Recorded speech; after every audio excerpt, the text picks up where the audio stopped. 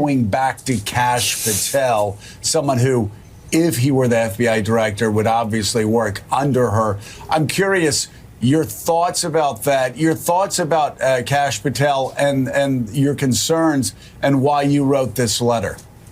The reason for the letter, and thank you for having me to talk about it, is very simply to make my colleagues more aware of some of the really extremist views that he's expressed, his adherence to QAnon, his embrace of conspiracy theories, his statement that government undercover agents instigated and incited the January 6th insurrection, and maybe most important, his determination to go after enemies, that is, political opponents, judges, media, lawyers, who he regards as advocates of opposing political views. By the way, Senator, it's important for our viewers to recognize that many on that so-called enemies list are actually Republicans that Donald Trump appointed.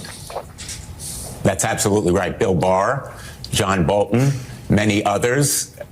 Even if I disagree with them, I don't regard them as having any kind of criminal culpability. And I think it goes back to whether or not Pam Bondi is willing and able to say no to Donald Trump. The question is not whether, but when she will have to say no when he asks her to do something illegal or immoral. And Kash Patel is an agent of Donald Trump in trying to go after enemies. He's very explicitly listed them. They include Republicans, but most important, he can ruin lives and essentially endanger the country in an organization that has immense power, the FBI.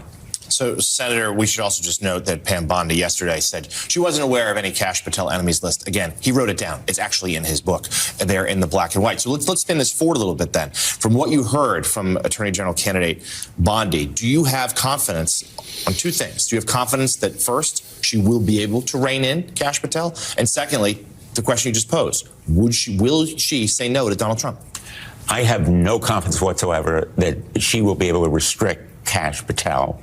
The position of director is supposed to be independent. She has limited kinds of resources to rein him in, and he can start investigation without even informing her office about beginning them.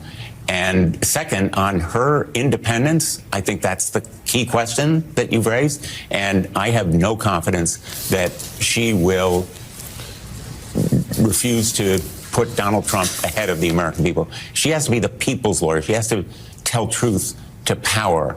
And as I told her, when I was Attorney General of Connecticut, my first loyalty was to the people of Connecticut. Hers has to be to the people of America. Donald Trump has said, I have an absolute right, his words, absolute right to do whatever I want with the Department of Justice. That's not the way the system should work. She has to be independent, and I have no confidence that she will be.